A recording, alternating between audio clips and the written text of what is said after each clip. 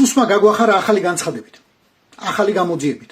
გითხრეს რომ ჩვენი გამოძიება დამთავრებულია, ყველაფერი დავადგინეთ, ყველაფერი გავარკვიეთ. არ გვიძინია მუხჩა უხრელად ვიმუშავეთ მთელი ეს დღეები და დავადგინეთ რომ თქვენ რომ კამიტი გეგონათ, სინამდვილეში კამიტი კი არა, ბენზო რაღაცა ყოფილაო. ამაზე გამახსენდა ორი ამბავი.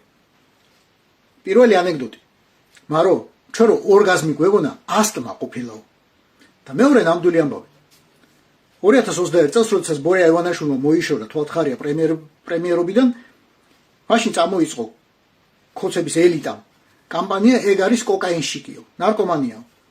წავიდა მაშინ რამდენიმე დიდვანი ქოცი და ჩააბარა ანალიზების სწორედ იმ სამხარაულის ბიუროს. მოიტანეს ცნობები, აი ჩვენ არ ვართ ნარკომანები, მაგრამ ეგ ნარკომანია და თუ არ არის ნარკომანი, თუ კოკაინს არ მოიხმარს, წავიდეს და გაიკეთოს ანალიზებიო.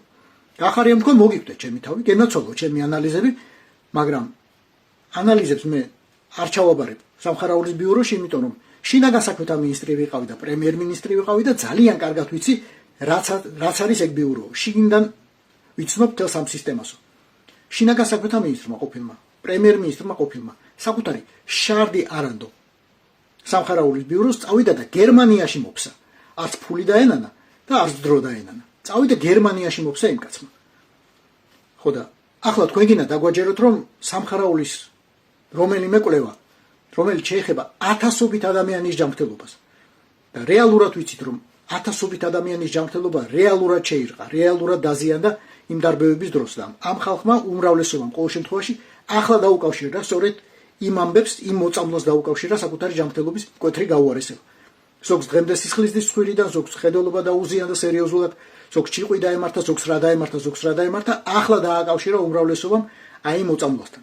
თქვენ გინდა დაგვაჯეროთ რომ ის ამბები არაფერ შუაშია ამ ადამიანების მასიურად გაფუჭებულ და უკან წასულ ჯანმრთელობასთან. რა თქმა უნდა, ამას არავინ არ დაიჯერებს.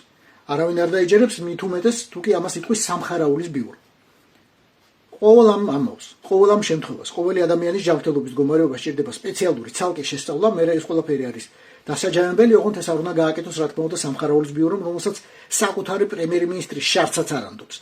ეს უნდა გააკეთონ დამოუკიდებელმა ექსპერტებმა, თუ შესაძლებელია უცხოელებმა. იმიტომ რომ ჩემო საყვარელო ქოცებო, ასტმა ყოფილა, ასტმა.